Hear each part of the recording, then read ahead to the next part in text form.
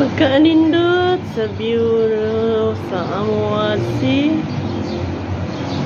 Ang ganda oh. May dagat dyan. Tapos mga bahay. Tapos nandun yung malaking dagat. Island kasi to. Tapos island siya pero ang laki. Grabe.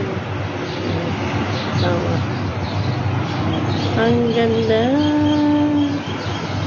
Ang ganda. Puhon. Magkabahay din tayo ng ganito. Ng ganito kaganda.